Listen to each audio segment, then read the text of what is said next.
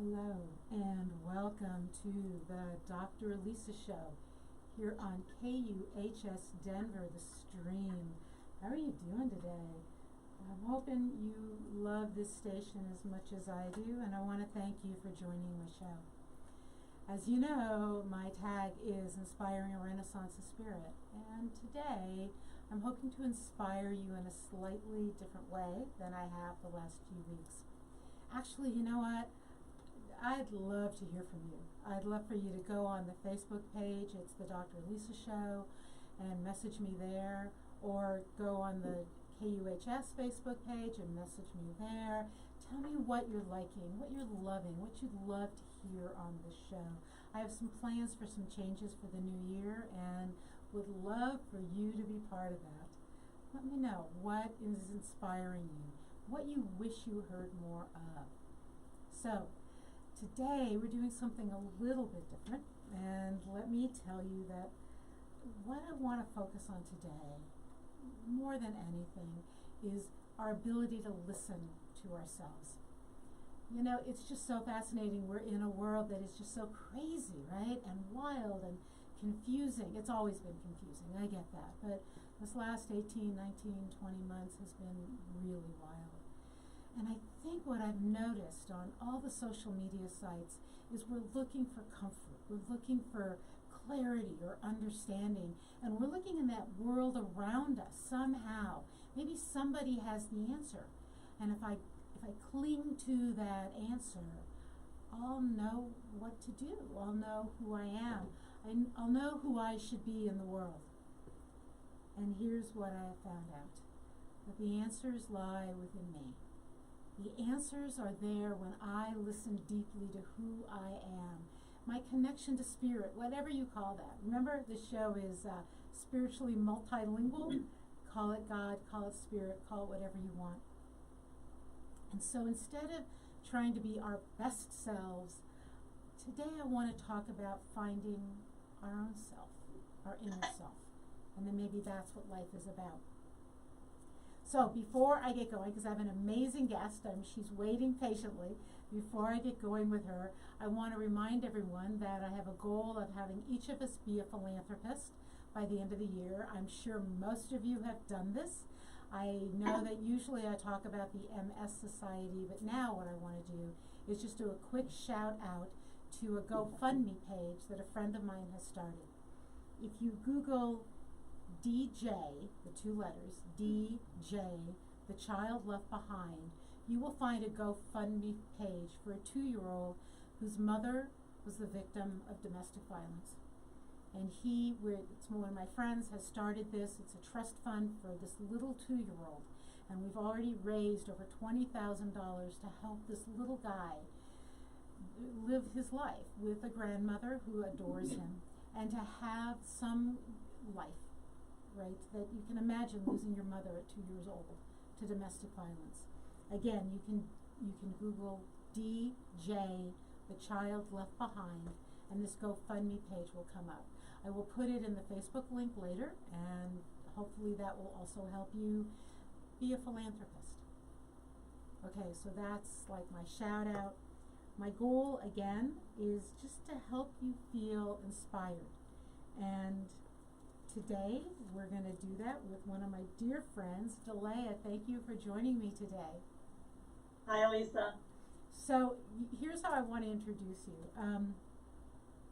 Today is about finding our inner image. And so I got to tell you, Delaya does many, many amazing things, and we're going to touch on a number of those, including, hang on, because we're going to get to the end of the show, we're going to talk about this amazing connection she has to animals. Specifically horses, but I always have big dogs, so I think they count too. But she has come up with something called the Inner Image Quest. And in fact, I think her whole life is about a quest and in many directions. And this first one she has started with that she led me on several years ago is called the Inner Image Quest. And I want you to grab a pencil. I want you to go to the Facebook site. I'm going to post her website, but we're going to walk you through part of the quest. And in fact, I'm going to do it now. I'm going to grab this link and I'm going to put it in the Facebook site. on my Dr. Elisa page. And what you're going to be doing is diving inward a bit. Now, I want to tell you that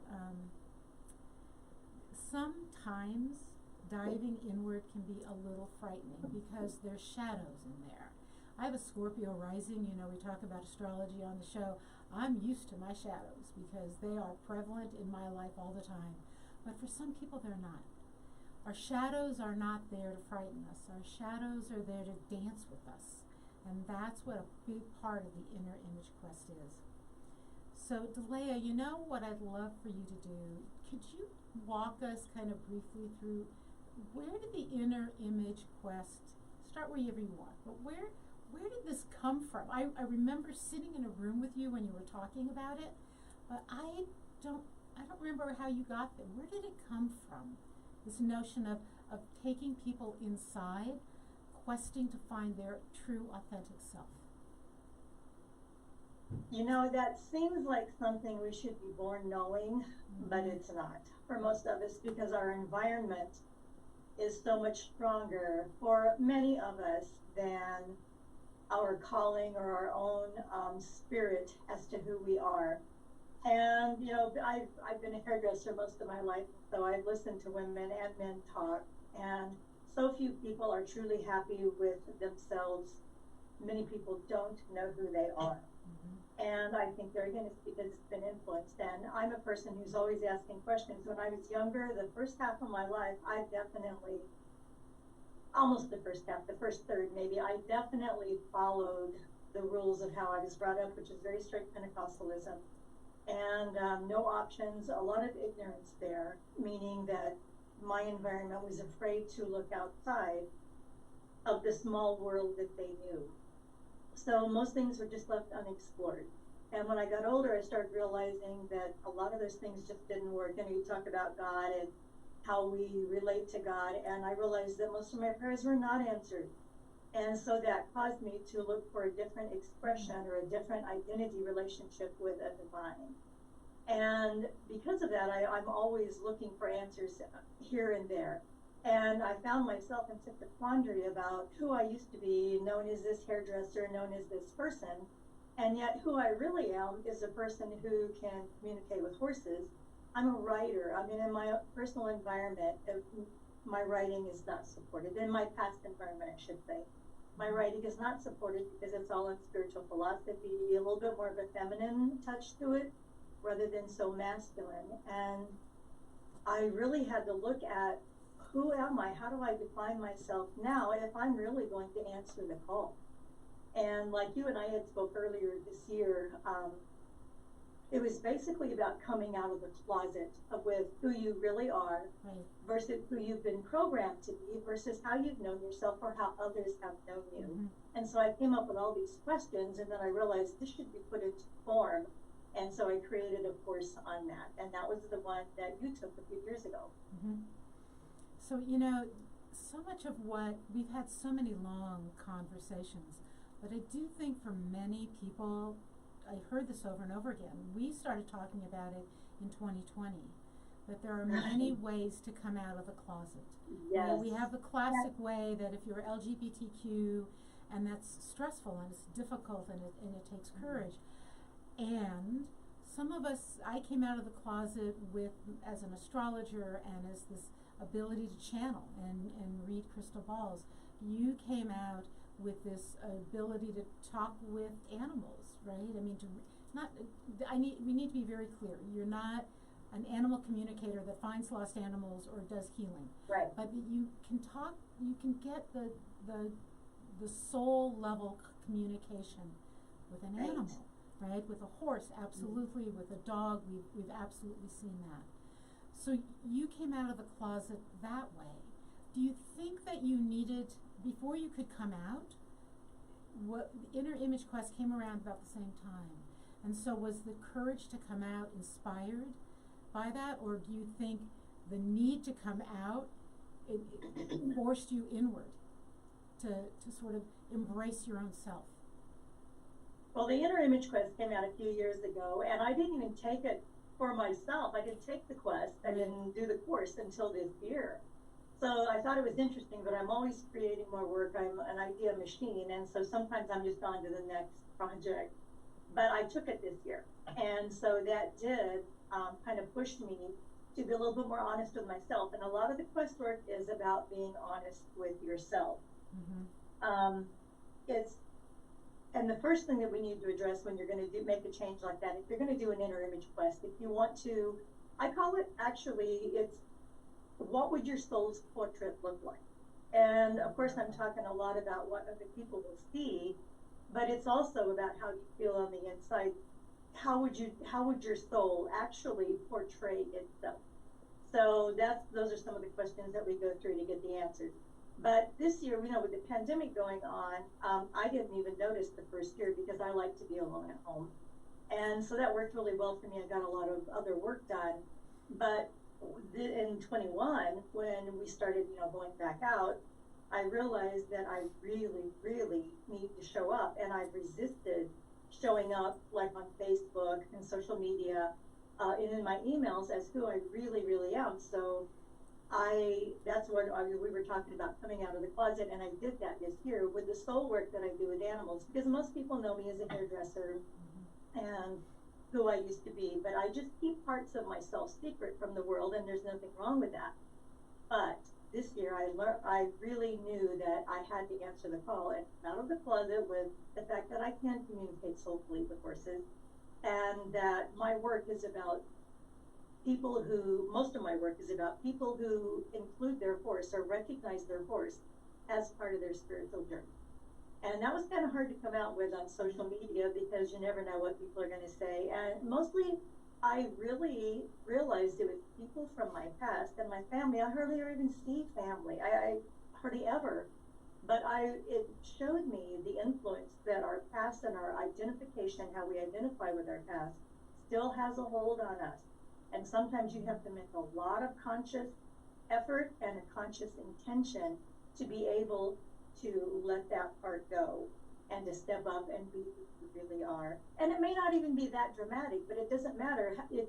One of the things in the course that I talk about is the people that resist your changing the most are the people who have the most influence on you. And that's what usually keeps people from making changes inner and outer.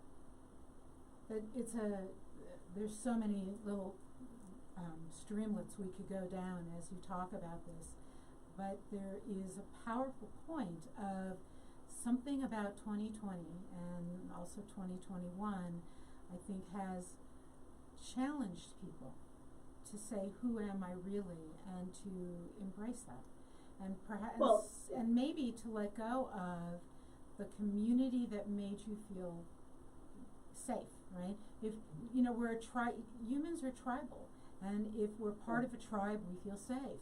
So it's difficult to acknowledge that I no longer resonate with this tribe. This is not who I am.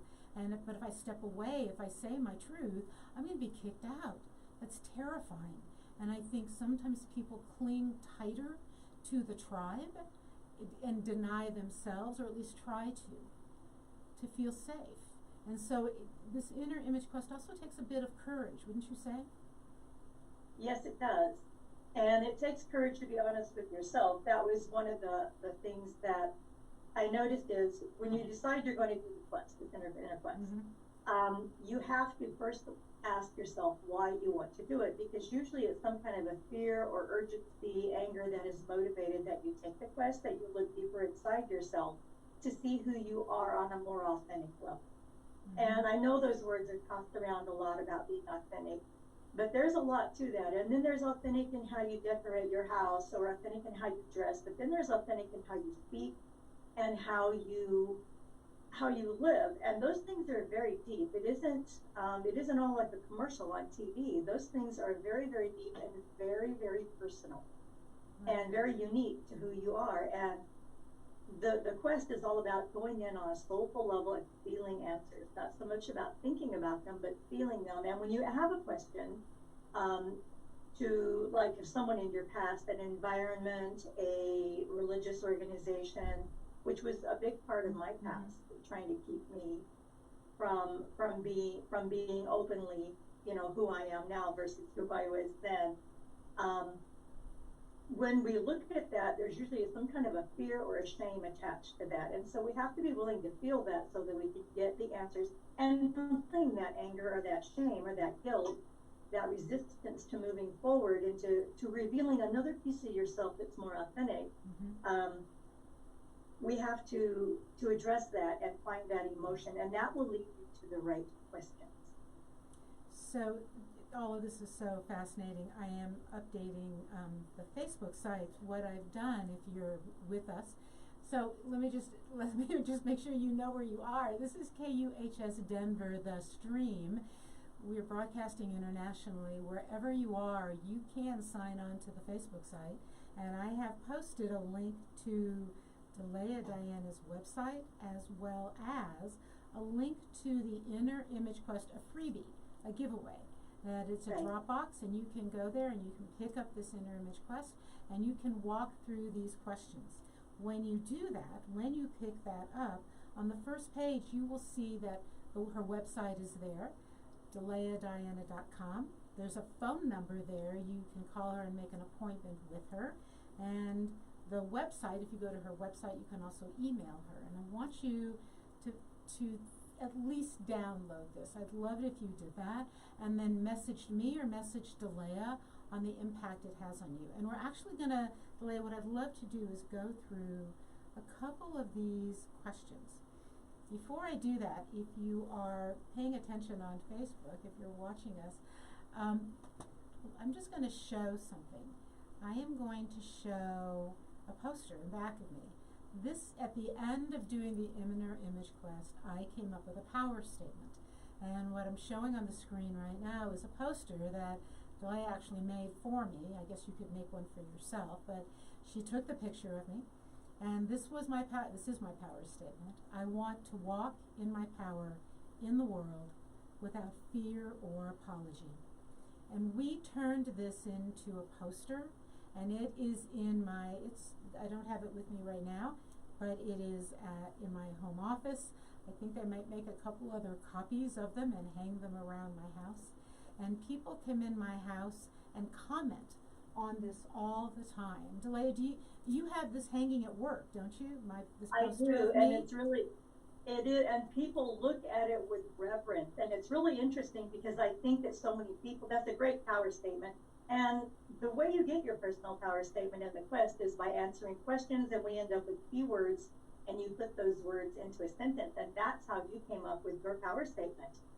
You know, it's like it just helps you put into verbiage, into a statement or a mantra, what you've been trying to say for years. Is really what that's about. And people look at it, and sometimes they don't make a comment. I have a good friend that we were talking outside of work, and I mentioned that poster, and she said, I look at that, and when I look at it, I'm speechless. And it's about how that you want to find your own power statement. And that one, of course, is really powerful. Everyone else is unique. It's really, it's powerful to you. But she said, I'm actually just in awe and I'm speechless when I see that, because we all want to find that bottom line statement that we are about. I'm so honored that people feel like that about this poster. One, that you helped me do it, but also that my words and this picture affect them so strongly. I want to point out too that I'm 66 years old, and we did this last year. So I was 64, 65. Yeah, when I did this. So and of course you're amazing. Thank you. But I want to point out, this isn't something that you have to look a certain way to do. Yeah. This is about embracing yourself. So I'm gonna leave it. Actually, I'm gonna pull you back up. We can go back and forth and show that again. So let's just ask a couple of these questions, all right? Because that's what we're talking about, asking questions. So I have your freebie, your short version, up in front of me. And again, if you're listening, well, of course you're listening, because where else would you be right now? If you go to Facebook, you will find the link either on the Dr. Elisa Facebook site or on KUHS Denver Facebook site, and there's a link there. You can find this in the Dropbox, and work through some of it on your own. But I have to tell you, working with Delaya on it is so incredibly powerful, because partly she's a Virgo. She doesn't let you lie to yourself, right? And she's pushing you to find your own perfection, not judging you, just inviting you to go deeper. So let's just even start with this, Delay. One of the first questions is, and then I do want to skip to a few others, but what do you find attractive or alluring in a person? How would I approach that? Do I talk about, they're tall or they're thin, or are you asking me about, their, like, how they talk, or where are you hoping somebody will go with that question? I'm hoping to direct their attention. Are they looking at something aesthetic about someone? Are they looking at an energy field about someone? Are they looking at a way of talking? Because of course it's easy to see the visual. Oh, she's beautiful. He's so striking, whatever it is. But most people, they will acknowledge and they will recognize someone's very attractive in whatever way. But what they find attractive or alluring is usually something more, and we all know that a person who's really confident usually is very alluring. But sometimes it's people that are more mysterious that are alluring. Sometimes it's people that they walk their own path that's very seductive. And so that question is to try to get people, yes, aesthetics are important. I like that they dress the way that they feel, or they're like a gypsy, or they're like, they're just so polished all the time. Whatever it is, they're so laid back. But what we need to really draw attention to is, are you looking at an aesthetic, or are you looking at the energy that speaks behind that person? Is it how they walk? Is it their talk? Because those little subtleties are so powerful, and often we don't see them. We just find them attractive. We don't realize it's because they're so settled deeply within themselves. So there's no wrong way to answer this question, but we're looking at right, because it's just to help them identify what they're actually seeing. Are they really looking because they have this hair or that clothing? It usually is something else. Like the picture of you is great on your poster. I took that picture. Yeah, you took that picture. I'm going to pull it back up. But it's a great picture, but it doesn't show your face. It doesn't show the front of you. Right. It's a suggestion of an attitude on that poster. Right. You're standing there barefoot with just part of your face showing, and jeans. It's very, very casual, but what I captured was attitude. Right. Yeah. And people love it. They just absolutely love your picture. I mean, because it's so simple, but it's so profound. And I want to point out to people who are listening that we did this in my bedroom, and you used your camera, your phone. Yeah, and you kept having to stand in front of the light plug so it didn't show up. Right. So this was not a professional photo, but the ability to capture an attitude and an energy, that's what you were doing. So yes. So then you ask questions about how you perceive yourself, and here, this is interesting. You ask if here's the question: do you know your authentic soul image? And I don't think you mean that as a yes or no question, do you? Because I think my answer was I don't know. I don't know if I know my authentic soul image. Is that but that sets me up, right? That then you talk about a few things that might be authentic to me that I haven't revealed. So we're sort of back to the coming out of the closet. Are you hoping people will dig deep into the part of themselves they haven't explored? Are you helping them sort of face fears? Where are we going on this quest?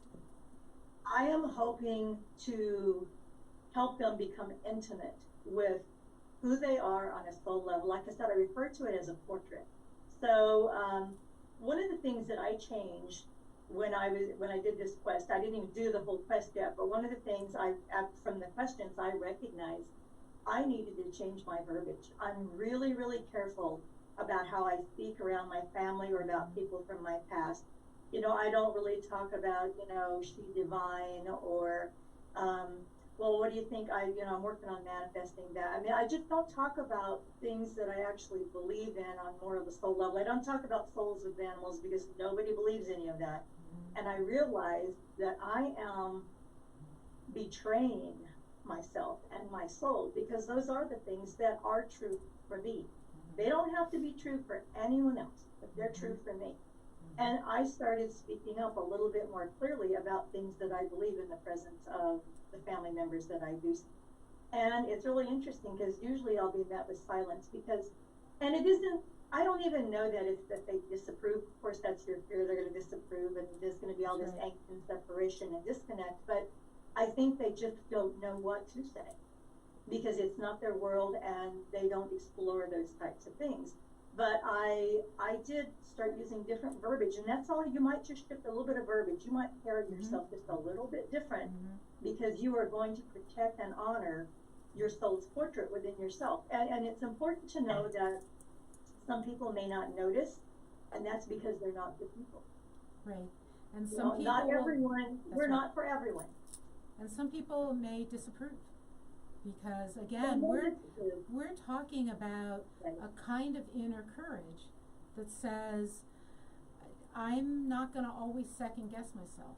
I'm not always going to try to fit in. You know, when we're teenagers, that's so important. Everybody, when we're teenagers, we think we're so different, but what we're trying to do is fit in with our different group, right? And then we become an adult, and are we still with that group because that's all we've got? Are we ever been able to embrace who we truly are and what we truly care about? And I think it's difficult. So let's. Well, and there's a section in the quest about that, about who disapproves, and I really believe that the more resistance you meet from someone who, say, if all of a sudden you decided you want to color your hair or you want to pierce something, or you want to change how you wear your clothes, you want to change the house you live in, you do change your verbiage. If your outer people in your circle at this point resist that, the more influence, the more resistance you meet, and the louder they are to you, the more influence they have over you. And that's worth looking at, and that's kind of a tough one because it may feel like it's either or. I can either change, or I can keep them, and lose them, or I can stay the same and keep them, in which case you're lying to yourself, you're betraying your own self. And sometimes people can be negotiable if you have an honest conversation with them, and sometimes they can't, and maybe they do need to leave your circle. And as awful as it may feel at the time, it really is between you and your soul. How long are you going to hide out? How long are you going to betray yourself, the things that truly matter to you, however small they are? If they matter to you and there's something that your soul is whispering to you, you need to pay attention to that because this is your life. Right. Yeah, it's fascinating. I do believe, and I'd love to get some comments on the Facebook site. So for all of you listening, if you can go to the Dr. Elisa show or go to KUHS Denver, the Facebook site, you can comment and you can share in this conversation. I wonder how much depression we see from people who are just denying their truth. And it can be simple things, right? Yes. You're right. I mean, you would be unhappy if you didn't have horses. And yet somebody might say to you, you know, you'd be financially better off because horses are expensive. So, right? Yes. And I would be the first to agree with that. But I know that my soul would not be happy. I need them. They're my tribe. They are my soul tribe. Yeah. I know. And there's something here I was going to read here. Okay, when you do meet resist, okay, so that, okay, I'll pick my mother as an example. She's lives in her own world of belief, and she always has. And she has decided that my horses will keep me from heaven because I love my horses more than I love God. That's her interpretation, which is insane, but that's her interpretation. But the thing is, what really matters, and dogs, the fact that I have dogs in the house makes her crazy. But the thing is, what really is the problem there is that she can't make me stop. So, and I'm not picking on my mother, I'm just using this as an example. If you're doing that quest and someone really, really resists, it's because most likely they're going to lose control over you or over that part of you, and they can't stand it. And so, because it's going to empower you.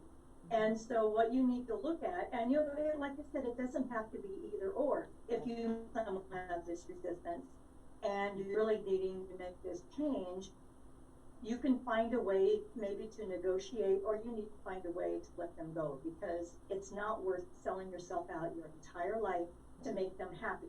And you know, we all know that, you know, years ago there was the dance books out there, the dance of anger, the dance of intimacy. And when you change your steps, they have to change. And that's what I found with my mother, is that, you know, when I changed my steps on how I reacted to her, she's lost because she doesn't have that familiar foothold of just burning rage against me because I have these animals. So when we make a change, other people are going to have to change. And that's a lot of time the resistance. It isn't because they necessarily hate or loathe what you're trying to change. They may be afraid of it, but partly that fear may be because if you change, then they will have to change too, because you're no longer the person that they've always known. So sometimes the change, that the reason they resist is because they don't want to make changes. Sometimes they just want to control you. You have to kind of look at that, and there's a lot of questions in the quest that helps you to identify which of those it is. You know, what I love about the quest, that so many people through time have talked about the hero or the heroine's journey, Joseph Campbell's work. And while I love that work, there's no instruction book, right? Supposedly you walk into the forest on the path where no one else has walked because you don't want to walk somebody else's way. And metaphorically, that's grand. But how do I, like, give me some clues. What are the first steps? And that's what this quest does, right? I mean, this is like an instruction book, only it's not instructions. Here's the other thing I love about this, is so many books give us instructions. You know, step 1, meditate in the morning. Step 2, use your mantra, whatever it might be.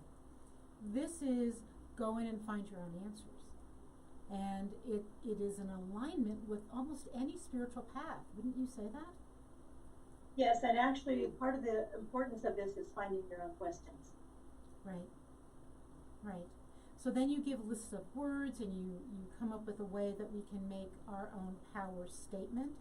You came up with a power statement, didn't you? I did. What's your power statement? You know, you say that out loud on public radio. On international radio. Let's come out of the closet here. What's your power statement? You know, I'm going to have to look that up and read that to you. I have it here. Okay, that's good. But let's come back to that and talk about a few other things. Okay.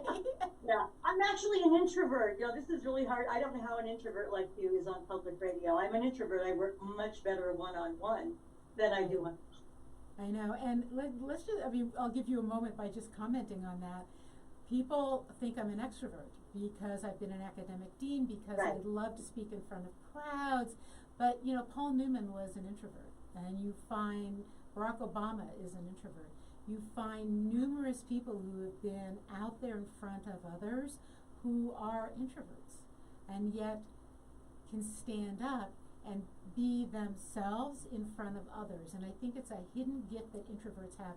There's a horrible rumor that introverts are shy. We're not shy. We're just inward focused. So. And I am. I'm a shy introvert. You're shy, but I've met shy extroverts. They love being in the middle of a crowd, but they're actually shy. So it's interesting how one word often is the way people judge us. It's a label. Here's the other thing, I'll go here, is one of the things that has annoyed me so much about the last couple of years is the way people are grasping for labels. We label each other, we label ourselves, and now I have to live up to this label. And what if I let go of this label? I don't know who I am. And this work you're doing with people is, okay, forget the label. Let's go in and find out who you really are. And my power statement is not a label. It's right. So did you find yours? I did. All right. Are you gonna be brave? You're making me do this on public radio. Absolutely, My absolutely. innermost thoughts. Okay, here we go. Yeah, and this is something I've always, my mother told me one time, you've always been strange. And I thought, wow, that's the coolest thing you've ever said to me. There, I want to embrace that word. I like that word. Yes, yes. So, my power statement is, I will always remember my wild nature. I've always connected more to nature than I have people. I will always remember my wild nature. Sensuality and wealth are my dance partners. I promise to trust my own soul. Oh my God, I love those. So And just say them. Yeah, say them slowly again, okay? Because I want everyone to catch them. I will always remember my wild nature. Okay. Sensuality and wealth are my dance partners. I promise to trust my own soul. Sensuality and wealth are my dance partners. Oh my gosh, that is such a unique and wild statement. That is so moving. Well, sensuality was banned, of course, in my youth. Right. Anything that was remotely sensuous was banned in my youth, and wealth was frowned upon. So for years, I struggled with both of those, and I always wanted to dance, even when I was young, and, I didn't want to go to hell for dancing because that's what would have happened. And so I didn't start dancing until I was in my early 30s. And it was such a passion for me, such a passion for me. It changed everything. I just felt free. And so I realize now that sensuality and wealth go hand in hand, and they are what leads me through the dance of life. Wow. So if you are just tuning in, you've missed a great first half of the show. This is the Dr. Elisa Show on KUHS Denver, the stream. We are broadcasting internationally. I'd love to know where you are, and you know how you can tell me. You can go to the Facebook site, the Dr. Elisa Show. We are live there. And if you go there, you will find a link for Delaya Diana's website. You will also find a link to a Dropbox Inner Image Quest freebie. It's she's giving it away. She's sharing this for free with you, right? You can find it there. You can also go to the KUHS Denver. I am updating my computer as I speak to make sure I put it there on Facebook. And I've also placed both of those links there. And we are talking with Delaya Diana about the quest to find our true, authentic selves and to live that in so many profound ways, starting with a power statement. So I'm looking at my laptop here, trying to make sure I posted both of those, and I have, so you can find them. So so you give a list of words, you talk about the other people who have influence, and then you ask us to do you give us two tools we can use to dig deeper. One is recessive handwriting. You do this a lot, but can you explain what recessive handwriting is? Years ago, I think I got that from a therapist somewhere, that I was doing an alternative therapy, and you ask a question. It's a common tool in therapy. You ask a question with your dominant hand, and then you answer it with your recessive hand, and it's really interesting. I mean, the answers are small. They don't babble on forever like your dominant side of your brain would do. Right. It just gives you simple answers, and it kind of gets to the point. And my experience is that it really speaks from an emotional level. It doesn't rationalize or judge. It's very, just very concise on an emotional level. And it's really hard. People say, well, my handwriting is bad with my dominant hand, never mind with my recessive hand. It's almost illegible. So I sometimes have a hard time reading it. But you can't look at how you're going to make your penmanship right, or that's not the right thing to say. You just have to let it go and write it and look at it later. When you're finished with the exercise, look at it later. And it's just a way to bypass all the logical programming that we've had so far. So you've had very powerful messages come through that have. are from yourself to yourself, right? Yes. Yes. Wow. So that's one, and then the other one you talk about here is freezing the frame. Can you talk about that a little bit more? Yeah, and I just kind of made that up. My horse that I have now, Enchantress, she really was the start of making a lot of change in some of my work, meaning my soul work. And that's what I did with her. When I went back to when I first met her, because I found it odd how she came to me, and I just froze that frame. And I found it had so much information, and I've used it a lot since then. So if there's a situation that comes up or a memory that is causing me to be unsettled or whatever, I will freeze the frame right there. And as an observer, not as a participant in that frame, but as an observer, I will look at it and I will read what I'm seeing there. And it just changes the information. It gives you a bigger perspective. You're able to see what's going on within the whole picture rather than just how you feel or how you react. I have other tools within the quest, but those are two that are in the mini course that I offer. Right. So we're going to move on in a minute, but before I do, to everyone listening, you can go to delayadiana.com. You can go to, and actually you're also on Facebook, right? So they can find you on Facebook, right? Right. They can find you on Facebook. You can go to my Facebook, Dr. Elisa Show, or the KUHS Denver, the show there on Facebook, and see the links to her website and also the free download to start doing this work yourself. And I just encourage you, trust me, I'm like this. I can do all this work myself, right?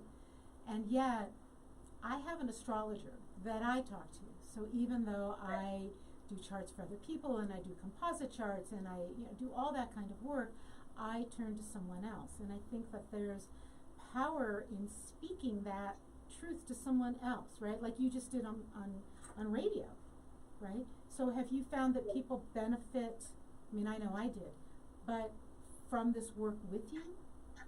Of course, because I when I'm working with them, I can see where they're hesitating. And so if they're hesitating, that needs to be explored a little bit more. Okay. And if they resist or if they want to blur through something really fast, I can see that they need to stop and look at that a little bit more. Because I'm an empath, I pick up on a lot of emotions on what's happening, whether I want to or not. And so that also is a big benefit if someone is truly wanting to understand what their soul, what portrait it would paint of itself if it was on a physical, tangible level. So because you're an empath, I'm going to switch you over because you have that ability with animals. So if you're listening in and you're thinking of calling her to find a lost animal, no, that's not what this is.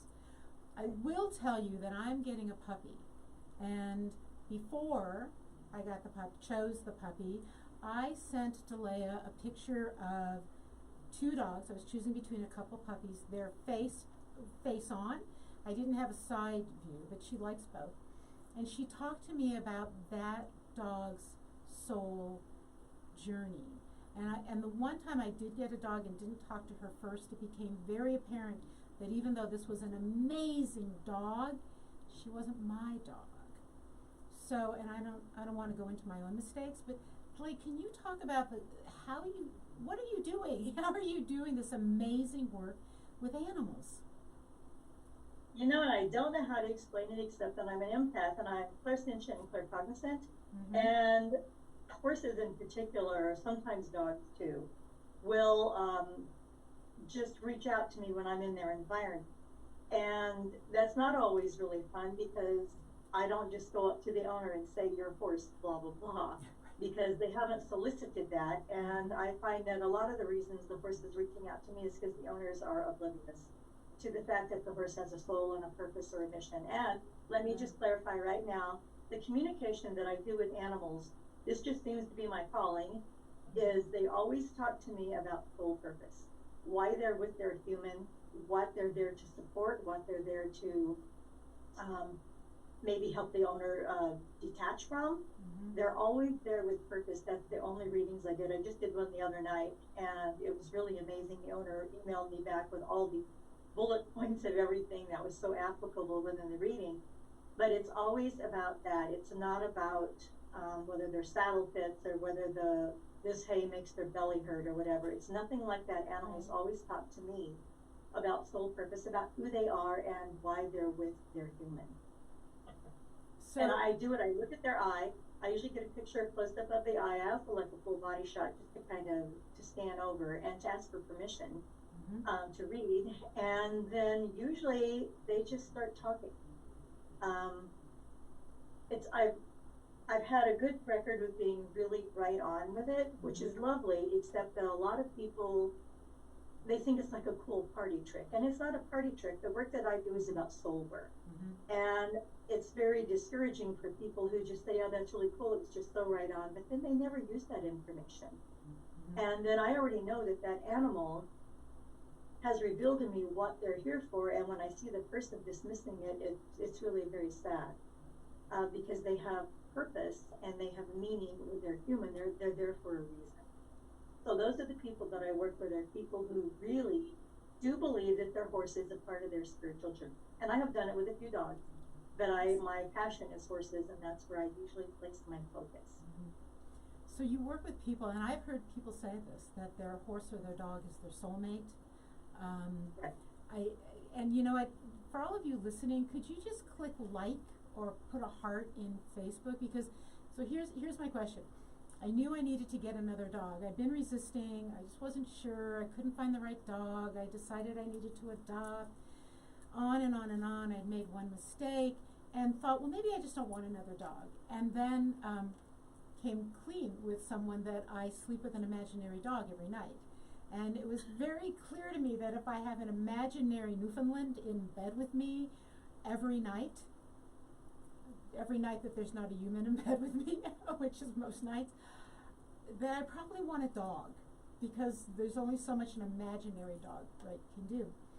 I would and I've been told that nobody does that. Nobody sleeps with an imaginary animal. So I would like you to go to Facebook, either the Dr. Elisa Show or KUHS, and just put a heart or a like or a laughing face, anything that says, yes, I sleep with an imaginary animal, or I have an imaginary animal, my kid has an imaginary animal, and animals are my soulmates. Just let us know you're out there, right? Because we're coming out of the closet here on KUHS Denver, the Stream International, and we'd like to know we're not alone. So Delaya, so talk about the power of this, not just the animal. So the animal has a soul purpose. I know you helped me find a dog. Would this work with somebody who's trying to decide between a couple horses the same way, you think? Yes. If that person's open to listening to the purpose behind it. I know with your dog recently that you had your heart set on a Landseer because you liked the coloring and just liked all about that. And when you sent the pictures, there was a Landseer and then the black. And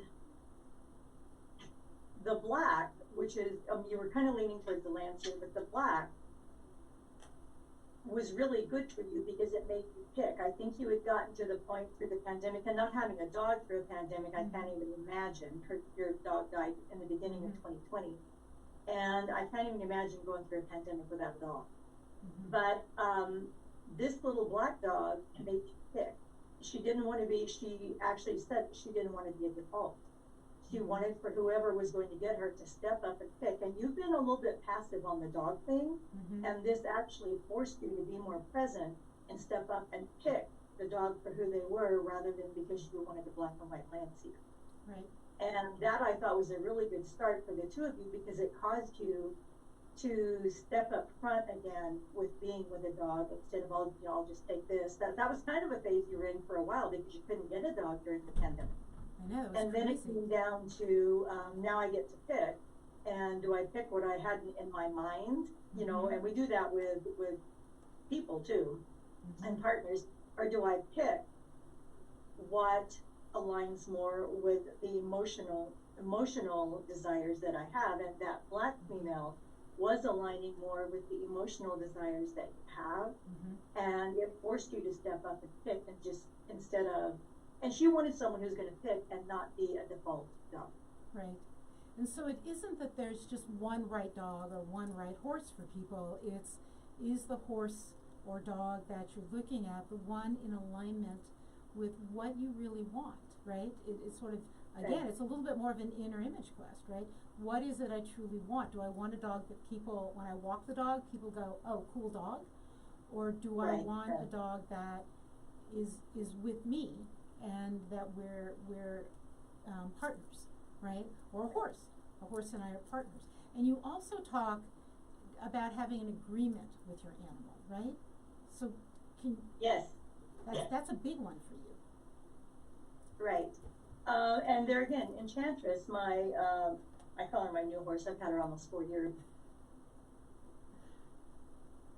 Oh, we just lost your sound. Delaya, can you hear me? Check and make sure you didn't mute yourself. Huh. Okay. Oh, there you are. You're back. Yay. Okay. I don't know. I didn't touch anything. I know. It's okay. Oh, funny. Yes, when the reason I met Enchantress was because I had a gelding that had foundered, and it was a horrible 3-month time frame. I tried to save him, but his feet would not stop rotating, and so we had to end that suffering. And I was so upset over not being able to save him, and I didn't want to be at home. I didn't want to be at the barn where I'd spent all those hours trying to help him. So I volunteered at a rescue. I contacted 3, and only one of them responded. So I went there. And I said, I like mares. I'd like to work, with a mare. Just so much. She had taken in 22 horses that were fabulously bred Arabians, but their owner had a mental health issue, and animal control took them. So this woman, who couldn't afford them either, had them all at her place, and was trying to, get them handled enough to where that they could go to new homes. So we went to this one pasture, and there's all these beautiful horses, and even though they had been neglected, they had not been abused, which was, it's just, it helps so much. And so I'm looking at 8 or 9 mares, and they're all friendly, they're all hanging around, and it's like nothing called to me. So we started to go to the back pasture, and there was 2 or 3 horses in the front, and then there was a horse behind. And when I'm looking at them, a horse behind threw up its head and then rocked it back, and then put it back and then down. And that's really an odd behavior for a horse to do. It's not desirable behavior. But I just zoned in on her, and I said, I'd like to sit that way. And so we got her out, and we put her in the arena so I could just look at her and she could move around, and I would see how responsive she was. And she had literally never been without her herd before. Literally, physically never been removed from them. And yet she was trotting around calling for the herd, but when she would come by super close to me, almost brushing me. I thought, you're not going to run me over, are you? And so I spent some time with her then, and I thought, yeah, I'll work with her. So I came back, we put a halter on her, I walked her around, and she just was so willing. And needless to say, I ended up buying that horse, even though I didn't go to get a horse. But it was divine ordination. So I went back and I did the freeze the frame thing. And I'm getting older. I'm 60, my 60s, and I was like 61. Yes. And she was young. She was sold to me as a 5 or 6 year old, and turns out she was older than that. But she had never been handled, never been ridden. And so here I am getting older with a very strong horse that's never been handled. And I always start them myself. I'm not a trainer, but I start them myself, and then we have to get lessons to make us be better. And I just froze the frame, and I realized that we made an agreement. Her agreement to me was she would keep me safe, because that's what I needed. Right. And I have to say she has. And my agreement is I would help her become the greatest that she wants to be. And I have to say, I'm a little bit remiss in that. I had some but you've been doing that there for a while, and I'm a little bit remiss. But at the same time, I'm not even sure what she means about greatness now. I used to think that it was about her writing ability, and I thought she was going to like more arena work. Turns out she loves the trail. She's the beast on the trail. And that's good, but I also think the last several months I've realized she wants to be great at connecting and sharing information with a human too, which I am the person for that. She's the one that's remiss there. But I did freeze the frame, and I got that information. And that's all the agreements we have. She keeps me safe, and I will help her become the greatest. Some people Awesome. have. So, I've had a few Delaya, I students hate to that do it, say but we're like at the end of the time, and I'm going to freeze the frame on you right there. That what you did was you realized you had an agreement with this animal, and that's Correct. what keeps you inspired. This work keeps you inspired. So Yes. you need to Yes. come back on at some point and talk some more. I hate to cut us off, but we are at the end of the hour, believe it or not. You have been Wow. listening to the Dr. Elisa Show on KUHS Denver, the stream. Wherever you are, really please do me a favor, just a little favor. Go to the Facebook site, either one, click like, let us know you liked the show. Go to the Dropbox, download the freebie. And wherever you are, here's what I hope for you. Oh, and join me in 2 weeks, because I've got another great guest. But until that time, please, stay well. Stay engaged and interested in this world, right? Find your inner self. And most importantly to me, stay inspired. Thank you for joining us.